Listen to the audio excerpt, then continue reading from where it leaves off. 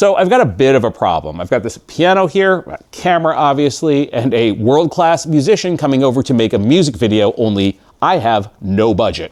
And listen, I know that this is a super common problem that we all run into on a daily basis. Luckily, I have a solution for us.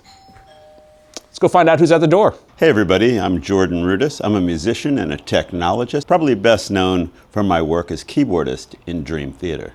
He's being really humble. Jordan is a Juilliard-trained, Grammy-winning musician who's played everywhere from Madison Square Garden to the Budokan. And he's been voted the best keyboard player of all time. And he's really into technology. In fact, the whole reason that this is happening is because Jordan and I met at the launch party for LTX Studio, which is an all-in-one AI storytelling platform.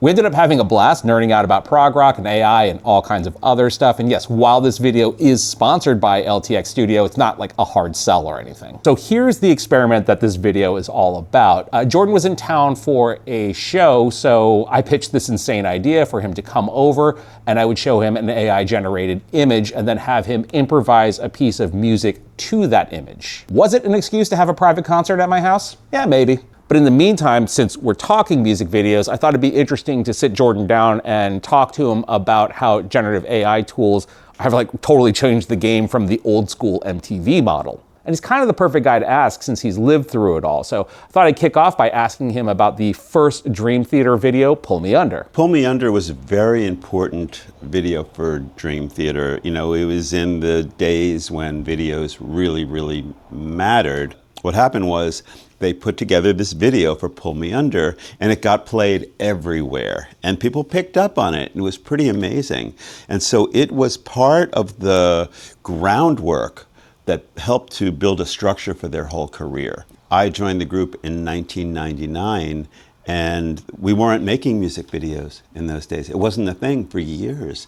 We would make live concert DVDs. Those, we would take very seriously, put a lot of effort into those and make them look really good. It wasn't until 2007 when we started to do music videos again. Our videos were very focused on our performance. So it had other graphics mixed in, but it kept on coming back to us playing.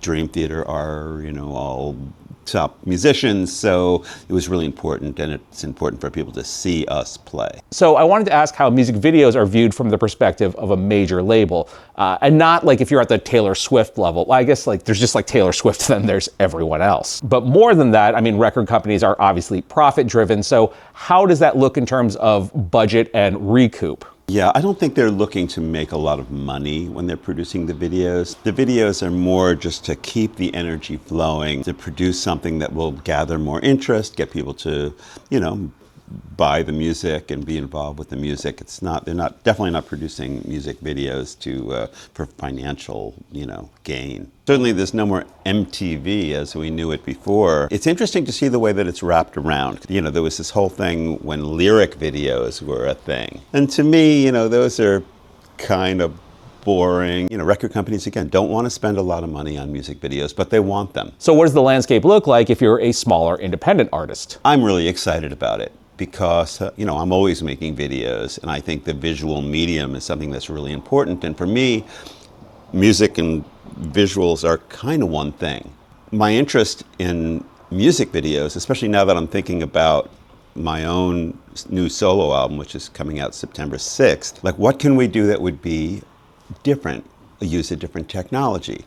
And now things are changing so fast that we can hardly keep up with it. I mean, I'm totally into it, and every day I wake up, I'm like, oh my God, what's this? What's this? What's this? But I feel really lucky that, I'm connected with technology like the LTX Studio, like all the AI tools that are possible to use.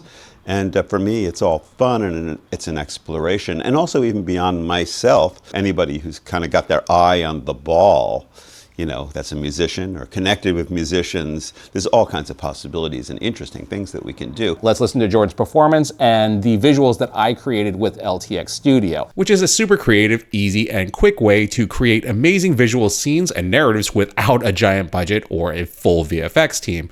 Basically, the perfect solution to my problem of not having a budget. Afterwards, we'll talk a little bit about the improvisational process, and I have a surprise for you.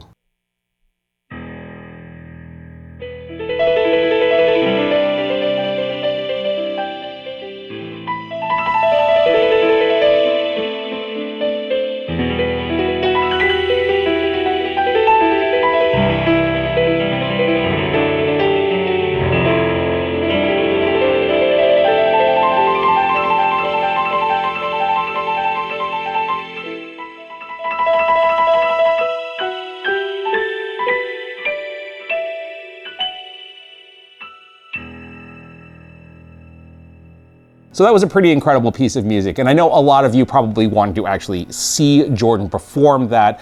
Don't worry, I've got you covered on that with something actually even cooler. But first, let's talk to Jordan a bit about the improvisational process from the musician's perspective. It's a really interesting process because in a way to improvise, you kind of have to let go of a lot of things. You can't have a lot of distractions and a lot of varied thoughts. Otherwise, one would just get stuck. So when I looked at this image, I allowed myself to feel a mood from it. You know, the color of it makes me think perhaps of a particular key. Like my first thought was, what do I want to do? Is it major? Is it minor? How much major? How much minor? So I thought, well, I can relate to both of those, and I had to balance the difference between how much major, how much minor, how much floaty, you know, all these things. So I kind of went with my initial hit of that, and then I just sit and I allow it to happen. Just take that mood. It's a mood at that point, and I'm just kind of like painting the mood with music. Rounding out, and again, I do have a pretty remarkable Jordan performance coming up in just a moment, but I did want to just quickly show you the layout for the video that I created in LTX. Jordan's piece really struck me as very haunting, so the idea of having like this astronaut marooned on an alien planet seemed to be the thread that I kind of wanted to pursue. But there was also this sense of mystery and wonder to it, so as I would listen to the song over and over again, I was kind of generating up these shots and sort of creating the storyline on the fly. LTX Studio is a really interesting way to work. I told you I'm not getting salesy with this, but I did want to call out the fact that, you know, the platform really does encourage a sense of exploration. LTX Studio is in beta. You can sign up for the waitlist at the link below. Finally, as I was putting this video together, I kept circling back to this thing Jordan had said earlier about the Dream Theater music videos and how they keep circling back to, you know, the performances as opposed to the special effects. To that, I wanted to leave us with just a straight performance piece. So here is Jordan's solo from the concert he performed with the Dixie Dregs the night that we shot this video. Enjoy.